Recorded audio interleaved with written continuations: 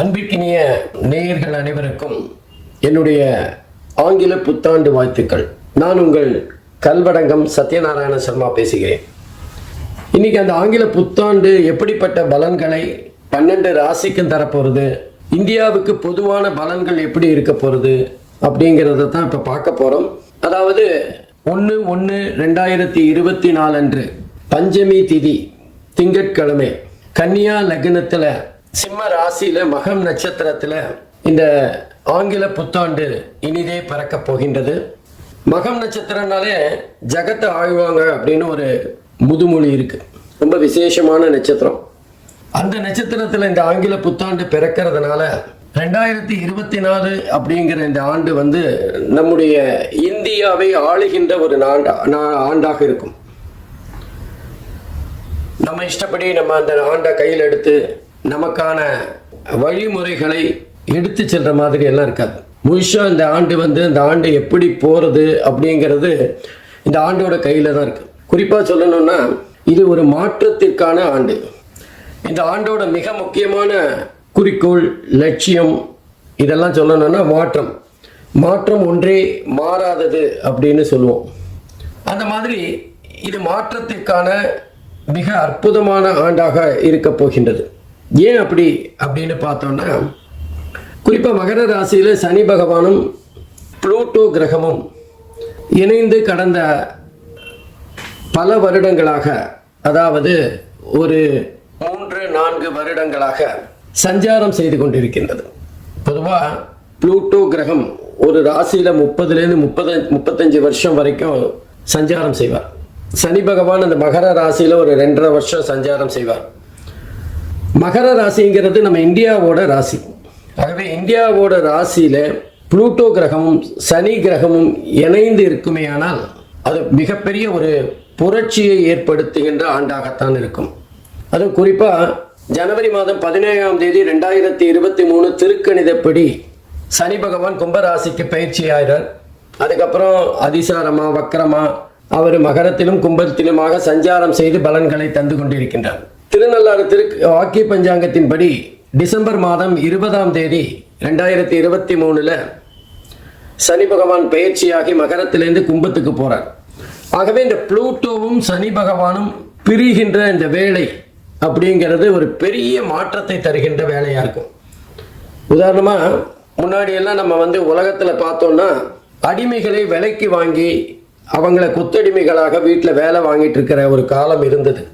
இந்த அடிமை கொத்தடிமை போன்ற விஷயங்கள் எல்லாம் அழிக்கப்பட்டது. இந்த மாதிரி சனியும் புளூட்டோவும் ஒரே ராசியில சஞ்சாரம் செய்து பிரிந்த அந்த வேலை தான். ப்ராட்டஸ்டன்ட் அப்படிங்கிற ஒரு பிரிவு கிறிஸ்தவர்களிடம் இருக்கின்றது. அந்த ப்ராட்டஸ்டன்ட் வருவதற்கான காலமும் இது மாதிரி ஒரு ராசியில புளூட்டோவும் சனியும் இருந்து பிரிந்து சென்ற காலம்தான். அப்போ எந்த நாட்டுக்கு உரிய ராசியில அந்த புளூட்டோவும் சனியும் சஞ்சாரம் செய்து பிரிகின்றார்களோ அந்த நாட்டுக்கான பலன்களை அவர்கள் தருவார்கள்.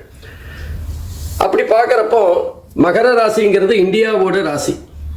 இந்தியா ராசியிலேருந்து சனி பகவான் பிரிஞ்சு புளூட்டோலேருந்து பிரிஞ்சு வெளியில போறார் கும்பத்துக்கு.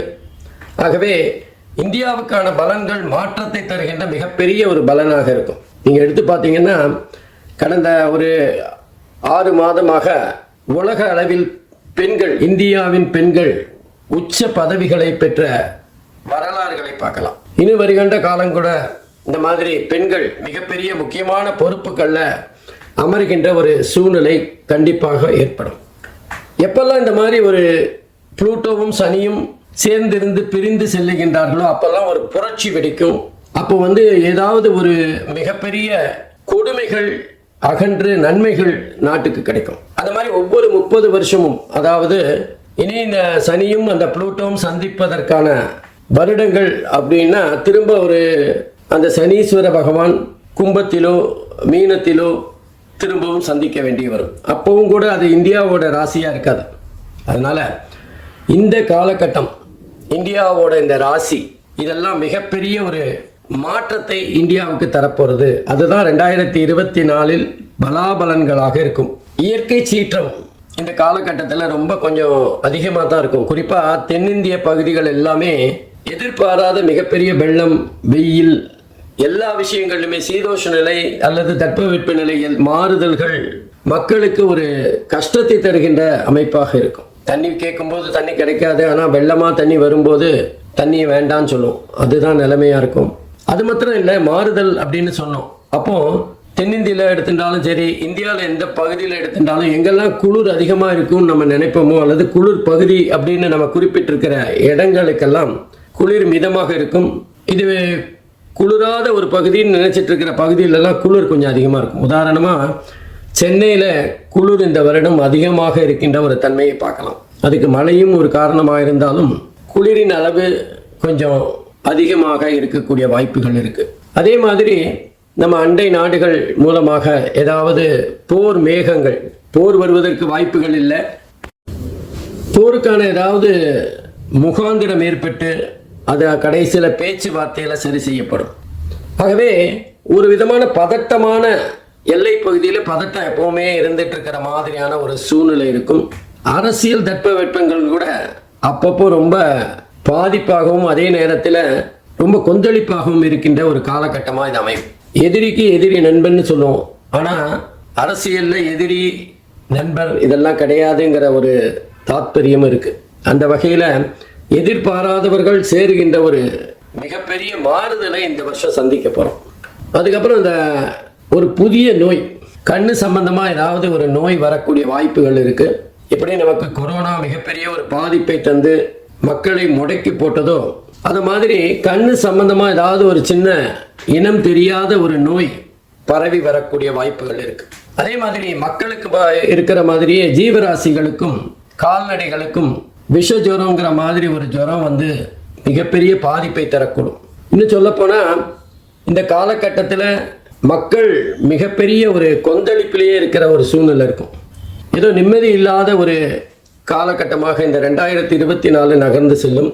அதுவும் குறிப்பாக அந்த குரு பகவான் ஏப்ரல் மேல வந்து மேஷத்திலேருந்து ரிஷபராசிக்கு மாறுற வரைக்கும் பாதிப்பு கொஞ்சம் அதிகமாக தான் இருக்கும். நம்ம ஒன்று நினைக்க அது ஒன்று நடக்கிற மாதிரியான சூழ்நிலைகள் ஏற்படும். அங்கங்கே பார்த்தீங்கன்னா அந்த தொழில்நுட்பம், கணினி சம்பந்தப்பட்ட தொழில்நுட்பம் மிகப்பெரிய மேன்மையை இந்த காலத்தில் அடையும், உச்சத்தை அடைகின்ற காலமாக இருக்கும். கணினி சார்ந்த படிப்புகள் அமோகமாக மக்களால் வரவேற்கப்படும். எப்பெல்லாம் ஒரு விஷயத்தில் வளர்ச்சி இருக்கோ அப்போ அந்த விஷயத்தில் பின்னாடி ஏதாவது பாதிப்புகளும் இருக்கத்தான் செய்யும். அதே மாதிரி சைபர் கிரைம் அதிகரிக்கின்ற காலகட்டமாக இருக்கும். மோசடி பேர்வழிகள் புதுசாக ஏதாவது ஒரு வழியை கண்டுபிடிச்சு அதன் மூலமாக மக்களை ஏமாற்றுகின்ற காலமாக இருக்கும். பொதுவாக நம்ம ஏமாறும் போது தானே சில விஷயங்களை கற்றுக்கிறோம், எப்படி ஏமாறக்கூடாதுன்னு. ஆகவே புதிய புதிய கண்டுபிடிப்புகளுக்கு இந்த காலகட்டம் மிக அற்புதமாக இருக்கும். குறிப்பாக கணினி சார்ந்த துறைகள் உச்சத்தை தொடுகின்ற மேன்மையை பெறுகின்ற ஒரு காலகட்டமாக இருக்கும். இன்னும் சொல்லப்போனால் இதெல்லாம் கூட கணினினால் பண்ண முடியுமா அப்படிங்கிற ஒரு ஆச்சரியத்தை தருகின்ற வகையில் பல துறைகளுக்குள்ள அந்த கணினி மிகப்பெரிய தாக்கத்தை ஏற்படுத்தும். தொடர்ந்து நம்ம விவசாயம் பார்த்தீங்கன்னா இந்த வருஷம் ரொம்ப அமோகமாக இருக்கும். ஆனாலும் நமக்கு மனுஷங்களுக்கும் ஜீவராசிகளுக்கும் இருக்கிற மாதிரியே அந்த பயிர்களுக்கும் ஏதாவது நோய்கள் வரக்கூடிய வாய்ப்புகள் இருக்கு. அதற்கான புதிய மருந்து கண்டுபிடிக்கின்ற காலகட்டமாக இருக்கும். குறிப்பாக மருத்துவத்துறையின் மிகப்பெரிய அறுவடையை இந்த வருஷம் நம்ம பார்க்கலாம். பல விஷயங்களுக்கு அவங்க வந்து முன்னுதாரணமாக இருப்பார்கள். பல விஷயங்கள் புதுசாக கண்டுபிடிக்கக்கூடிய காலகட்டமாக இருக்கும். மக்கள் வந்து நட்பாக வாழ்வதை விட்டுவிட்டு எதிரிகளாக வாழ்கின்ற ஒரு சூழ்நிலை ஏற்படும். யாருக்கு யார் எதிரின்னே தெரியாத ஒரு கட்டம். எனக்கு பிடிச்சவங்க இவங்க, உங்களுக்கு பிடிச்சவங்க இவங்க, ஆகவே நம்ம 2 பேரும் எதிரிங்கிற மாதிரி சம்பந்தமே இல்லாமல் யாருக்காகவோ கண்ணுக்கு தெரியாத யாருக்காகவோ இவர்கள் சண்டை போட்டுக் கொள்கின்ற, தினசரி பார்த்து கொண்டிருக்கின்றவர்கள் சண்டை போட்டுக் கொண்டிருக்கின்ற ஒரு அதிசயம் நடக்கும். இதெல்லாம் மக்களுக்கு புரியறதுக்கு கொஞ்சம் நாள் ஆகும். இந்த 2024 முழுவதுமாகவே ஒரு குழப்பமான ஆண்டாகத்தான் இருக்கும். எப்பவுமே நம்ம ஒரு மாற்றம் ஏற்படுகிறதுனா அதுக்கு முன்னாடி மிகப்பெரிய குழப்பம் இருக்கணும். ஆகவே குழப்பத்துக்கு பிறகு அந்த குழப்பத்துக்கு விடையாக மிகப்பெரிய ஒரு மாற்றத்தை சந்திக்கின்ற ஆண்டாக இருக்கும். ஏற்கனவே சொன்ன மாதிரி மாற்றம் ஒன்றுதான், மாற்றம் இல்லாதுன்போம். அந்த மாதிரி நிறைய மாற்றங்களை சந்திக்கின்ற ஆண்டாக இந்த ஆண்டு இருக்கும். எது எப்படியானாலும் மக்கள் மிகப்பெரிய பாதிப்பை பெற்றாலும் முடிவில் சுபம், சினிமாவில் சுபம்னு போட்டு நல்ல சந்தோஷமான சூழ்நிலையை ஏற்படுத்துகிற மாதிரி இந்த 2024 இறுதி சில மாதங்களில் ரொம்ப ரொம்ப ரிலாக்ஸ்டாக மக்கள் சந்தோஷமாக இருக்கின்ற ஒரு காலகட்டமாக இருக்கும். ஆகவே இந்த 2024 மக்கள் எல்லாம் பெற்று எல்லா வகையிலும் முன்னேற்றங்களை அடைவதற்கு இறைவனை பிரார்த்திக்கின்றேன். ஒவ்வொரு ராசிக்கும் எப்படிப்பட்ட பலன்களை தரப்போறதுங்கிறத பார்க்கலாம். தனுசு ராசி அன்பர்களே, 2024 ஆங்கில புத்தாண்டு எப்படிப்பட்ட பலன்களை தனுசு ராசி அன்பர்களுக்கு தரப்போறது அப்படின்னு பார்க்கலாம். இந்த 2024 காலகட்டத்தில் ஆண்டு கிரகங்களான சனி, ராகு, கேது, குரு ஆகியவர்கள் தங்களுடைய பலன்களை முக்கியத்துவமாக பார்க்கணும். அந்த வகையில் சனி பகவான் தனுசு ராசிக்கு 3வது இடத்துல இருக்கார். முயற்சி ஸ்தானம்னு சொல்கிற 3வது இடம் சனிக்கு மிக அற்புதமான இடம். அதை விட தனுசு ராசியை பொறுத்தவரை இதுவரை இருந்த 7 சனி விலகினதே பெரிய ஒரு நல்ல பலன்தான். 7 சனி விலகினது மாத்திரம் இல்லாமல் 3வது வீட்டில் சனி வருது அப்படிங்கிறது ரொம்ப பலம் பொருந்திய அமைப்பு. தனுசு ராசி அன்பர்களுக்கு சனி பகவான் அற்புதமான பலன்களை தரப்போறார். 4வது இடம் என்று சொல்லப்படுகின்ற சுகஸ்தானம், நம்முடைய வாகனம், வீடு, வாசல் போன்ற இடங்களை பற்றி சொல்லுகின்ற சுகஸ்தானத்தில் ராகு பகவான் சஞ்சாரம் செய்கிறார். 5வது இடம் என்று சொல்லப்படுகின்ற பூர்வ புண்ணிய ஸ்தானத்தில் கொஞ்ச நாள் 4 மாதம் வரைக்கும் குரு பகவான் சஞ்சாரம் செய்கிறார். அதைத் தொடர்ந்து 6வது இடம் என்று சொல்லப்படுகின்ற ருணருத்ர ரோகஸ்தானத்தில் குரு பகவான் சஞ்சாரம் செய்ய போகிறார். 10வது இடம் என்று சொல்லப்படுகின்ற ஜீவனஸ்தானத்தில் கேது பகவான். ஆகவே இந்த அமைப்பு தனுசு ராசி அன்பர்களுக்கு எப்படிப்பட்ட பலனை தரும் அப்படின்னு பார்க்கலாம். முதல்ல 3வது இடத்துல இருக்கிற சனி பகவான், எல்லா அமைப்புகளை விட இந்த சனி பகவான் மிக அற்புதமான பலன்களை தனுசு ராசிக்கு தரப்போறாங்க. நீண்ட நாட்களாக இருந்த கண்ணில் இருந்த பிரச்சனை, இல்லை கால் முட்டியில் இருந்த பிரச்சனை, இதையெல்லாம் தனுசு ராசிக்காரர்கள் தங்களுடைய முயற்சியினால் வெல்லப் போகிறார்கள். கண்ணில் இருந்த பிரச்சனை, கால்வலி, கைவலி போன்ற விஷயங்கள்ல நல்ல முன்னேற்றம் இருக்கும். அது சிகிச்சைனாலையா இல்லை உடற்பயிற்சினாலையா அப்படிங்கிறத விட சனியோட அமைப்பு அந்த நல்ல ஆரோக்கியத்துக்கான வழிமுறைகளை தரும். அதே நேரத்தில் மெதுவாக இருந்தாலும் சனியோட செயல்பாடு புதிய புதிய முயற்சிகளை நோக்கி செல்லும். இதுவரைக்கும் மந்தமாக என்ன பண்ணுறதுன்னே தெரியாமல் எதுவும் பண்ணாமல் இருந்தால் போகிறோம் அப்படின்னு நினச்சிட்டு இருந்த தனுசு ராசிக்காரர்கள் புதிய புதிய முயற்சிகள், சின்ன சின்ன விஷயமா இருந்தாலும் அவங்க வயசுக்கு ஏற்ற மாதிரி சின்ன சின்ன விஷயங்களை செய்வோம். அதுவும் இந்த 3வது இடத்துல சனி பகவான் வரும்போது தசாபுக்திகள் பலமாக இருக்கிறவங்களுக்கு அவங்க எடுக்கிற முயற்சிகள் அள்ளி பணத்தை தரக்கூடிய வாய்ப்பாக இருக்கும். அல்லது அவங்களோட வாழ்க்கையின் மிக முக்கியமான திருப்பு முனையாக இந்த 3வது இடத்து சனி பலன்களை தரும். இன்னும் சொல்ல போனால் சகோதரர்களிடமிருந்து நல்ல உதவிகள், ஆலோசனைகள், அவங்களோட ஆறுதலான எண்ணங்கள் இதெல்லாம் நமக்கு கிடைக்கக்கூடிய வாய்ப்பு இருக்குது. குறிப்பாக தனுசு ராசி அதிபதி குரு பகவான் அவர் 5வது இடத்திலும் 6வது இடத்திலும் சஞ்சாரம் செய்ய போகிறார். அடுத்தது சுகஸ்தானத்தில் இருக்கிற ராகு பகவான். பொதுவாக இந்த ராகு பகவான் 4வது இடத்துல இருக்கும்போது நல்ல பலன்களை அவ்வளவா தரமாட்டார். ஆனாலும் நம்ம ஏற்கனவே பார்த்த மாதிரி அவர் குருவோட வீட்டில் இருக்கிறதுனால கெடுபலன்களை அதிகமாக தரமாட்டார். அல்லது கெடுபலன்களை தந்தாலும் அதுக்கு பின்னாடி ஏதாவது ஒரு நன்மை ஏற்படுகின்ற வகையில் இருக்கும். குறிப்பாக மாணவர்கள், படிக்கின்றவர்கள், இவங்களுக்கெல்லாம் ஏதாவது ஒரு திசை திரும்புகின்ற வாய்ப்பு ஏற்படும்.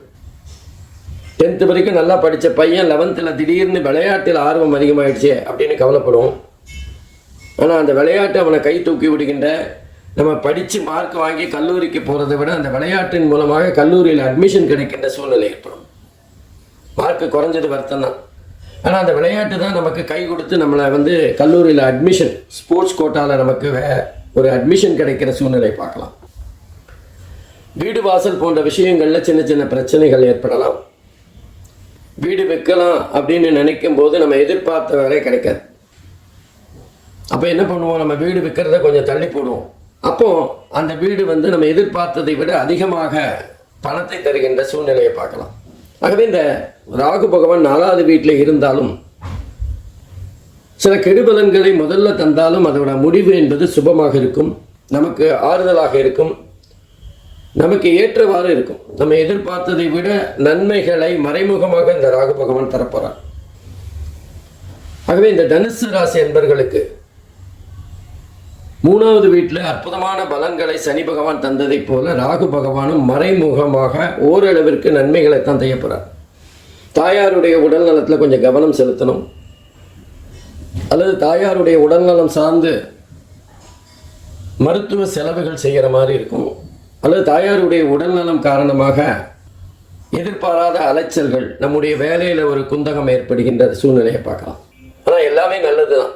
நம்முடைய செயல்பாடுகள் எல்லாமே ராகுவினால் செய்கின்ற செயல்பாடுகள் எல்லாமே முடிவில் சுபமாக முடியும். கவலைப்பட வேண்டிய அவசியமே இல்லை.